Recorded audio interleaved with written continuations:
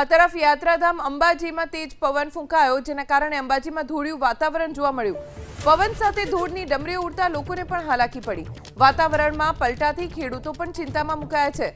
ચૈત્રી નવરાત્રીનો પ્રારંભ થયો છે। સૌ કોઈ માં અંબાના ધામમાં પહોંચી રહ્યું છે। આજના દિવસે યાત્રાળુઓનો પણ ધસારો જોવા મળશે, પણ તેજ પવન ફૂંકાવાના કારણે અંબાજીમાં ધૂળિયું વાતાવરણ જોવા મળી રહ્યું છે। ગત રાતથી જ આવું વાતાવરણ છે। પવન સાથે ધૂળની ડમરી ઉડતા લોકોને ખૂબ હાલાકીનો સામનો કરવો પડી રહ્યો છે। વાતાવરણમાં આવેલા આવા અચાનક પલટાથી ખેડૂતોની ચિંતા વધી ગઈ છે। ક્યાંક ધીમી ધારે વરસાદ પણ વરસ્યો। આ તરફ યાત્રાધામ અંબાજીમાં તેજ પવન ફૂંકાયો, જેના કારણે અંબાજીમાં ધૂળિયું વાતાવરણ જોવા મળ્યું। પવન સાથે ધૂળની ડમરીઓ ઉડતા લોકોને પણ હાલાકી પડી। વાતાવરણમાં પલટાથી ખેડૂતો પણ ચિંતામાં મુકાયા છે।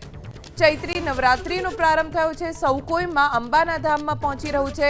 આજના દિવસે યાત્રાળુઓનો પણ ધસારો જોવા મળશે, પણ તેજ પવન ફૂંકાવાના કારણે અંબાજીમાં ધૂળિયું વાતાવરણ જોવા મળી રહ્યું છે। ગત રાતથી જ આવું વાતાવરણ છે।